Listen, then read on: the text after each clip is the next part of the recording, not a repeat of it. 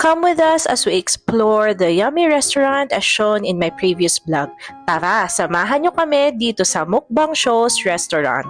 Experience authentic Korean cuisine in UAE. From the moment you step in the restaurant, para kang na-transport talaga sa downtown Seoul. Makikita mo dito ang authentic charm at aesthetics ng Korea.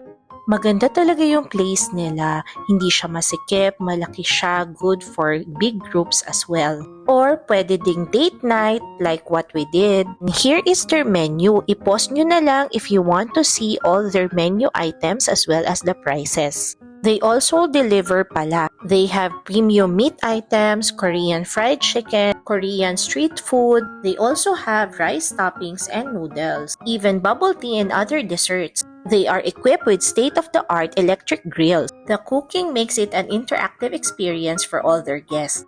They have a mukbang all-you-can-eat which is priced per head. The one we ordered is the Gangnam Korean barbecue for 69 dirhams each. This includes their sides which are kimchi, yellow radish, garlic, macaroni salad, peanuts, Korean tofu, and other side dishes. They also provide 3 kinds of sauces for their barbecue.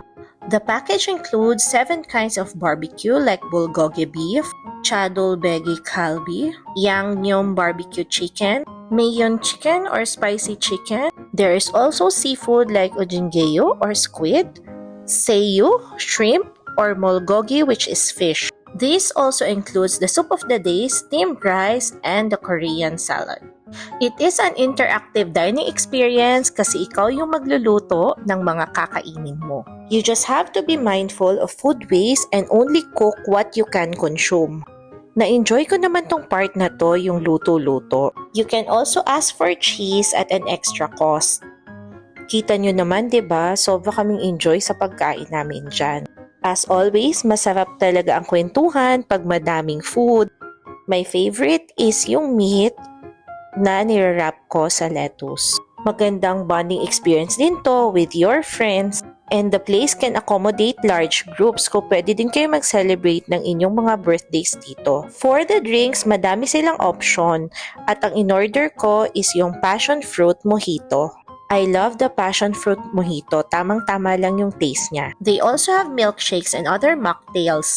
We also tried their Korean cheese corn. This is very tasty. For 49 dirhams per person, you can have their unlimited Korean fried chicken. It has 5 flavors: wasabi, cheesy Korean fried chicken, yangnyeom chicken, honey soy, and garlic. What I love about their fried chicken is meron siyang wings and breast part. So it's a mix of bone-in and boneless chicken. Fact about me, I don't eat any other part of the chicken except breast. So perfect talaga tong Korean fried chicken nila.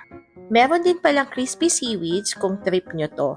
For dessert, they have bingsu and melona. I only opted for melona kasi sobrang full na talaga ako. Overall, we really enjoy this dining experience and it's a perfect date night. This branch is located in Electra Street, back of City Seasons Hotel. They also have another branch in Abu Dhabi in Boror, and in Dubai, they have in Dera and soon to open in Jumeirah Beach Residences JBR.